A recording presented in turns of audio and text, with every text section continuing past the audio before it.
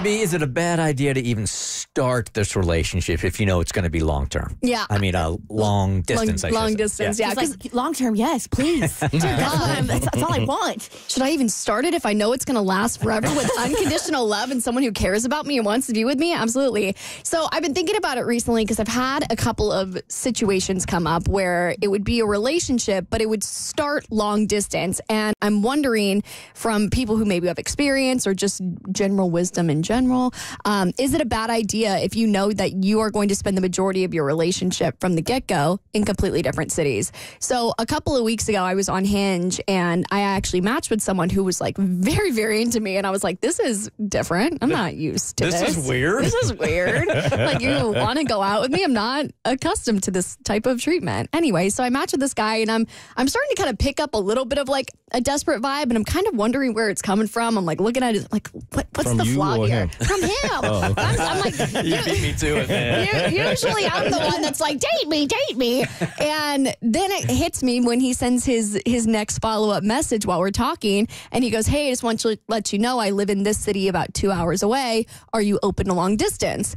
And I had to sit there for a second because for me, I never thought I'd be the kind of person that was against long distance, because I'm like, who's to say that your soulmate is in the city that you live in? Your soulmate could be anywhere. So when it comes to true love, you got to make it happen no matter what. But then I was kind of thinking, I'm like, that puts a lot of pressure on a first date because we're not in the same city. So I'm like, am I open to long distance? Yes. But the thought of you driving 2 hours to come have dinner with me for it to be like the most disappointing hour of your life just really puts too much pressure on someone with as much anxiety as me. So I decided to let that relationship go and that's probably not right for me. Really? Even though he was really into me. I was kind of like, there's got to be a flaw here. You're too excited about me. Maybe you're thinking too much, man. No. I've been around the block a few times. If they've got desperate energy and it's more desperate than me, it's a little sus. Well, why does that have to be desperate? He looks at your profile, looks at you, thinks you're beautiful. You've said things together that he's like, I might be so into you that I am willing to drive 2 hours just to spend 1 hour with you if it works. Why is that why are you twisting that into something negative? Why does that have to be desperate? I don't think it's desperate. I think it was the vibe that I was picking up. Like I would send the message and then like a second later it'd be like another message. So I was starting to kind of feel a little bit suspicious about it. It wasn't like, oh, he's interested in me. Ew, I need to get away from this guy who actually likes me. I was just kind of like, I feel like if you can't find, he lives in a pretty big city. It's not like he lives in small town USA. So I was kind of like, if you're going 2 hours out of your way, you look objectively handsome. Why can't you find someone within a 50-mile radius? And also the desperate vibes. I still think you should have gone on at least one date. I do too. All right, I'll message him. Anyway, but now I'm going to talk about a different guy. So is your dating life a circus? Yes. No, a case of analysis to paralysis. No. I think it's women have great intuition. And we always say that, like, there's nothing better than a woman's intuition. I was just picking up on the vibes. All right. I'll tell you more also after stuff I can't say on there. Okay. Anyway, right. so he wasn't 6 foot? No, he was like 6'5". That's why I matched with him. What is going on Yeah, here? 2 steps and he's down here. But he had blonde hair.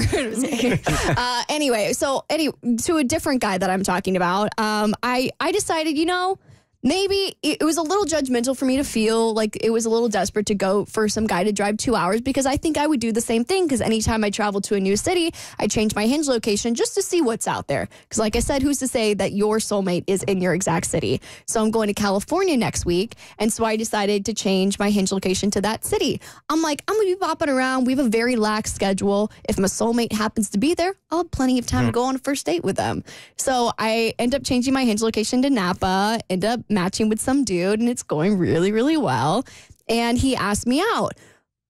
And then I got a little nervous again with the whole first date thing. I'm like, this feels like a lot of pressure considering we're starting off in 2 different cities. I'm like, do I now look like that desperate guy that I'm not specifically going to the city for this person, but that I had to find somebody else in a different city?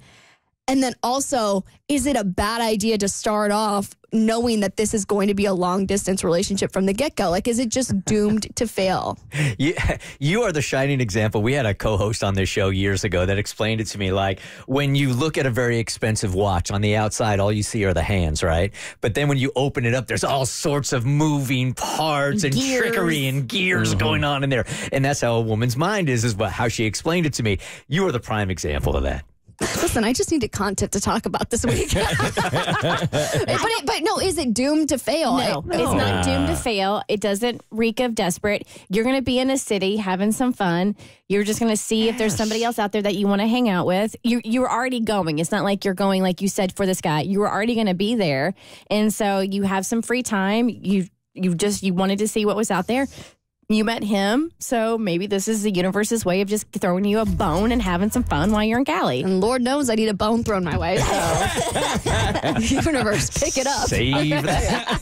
I feel like you can use me as walking proof, like right next to you. I've been in a long distance relationship for almost 2 years now. And in the moment that we met, we were out of the country. But honestly, I never once had the thought of like, why can't she meet someone where she's from? Or why can't I meet someone where I'm from? It just was this feeling of, I've never felt this before. This is different. I know that this is going to work. And I actually felt less pressure because it felt like if it doesn't work, what are we really losing here? I mean, you're all the way there. I'm all the way here. If it does work, we gain something. But if it doesn't, no big deal. Can I question on one thing also? Can we reframe that this has to be your soulmate?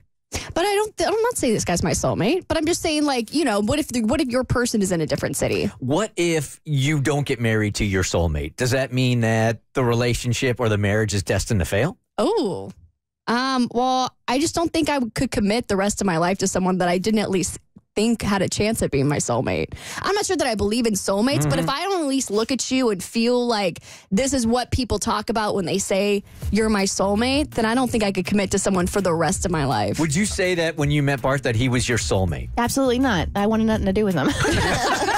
Absolutely not. And that's a wrap. The Bert Show.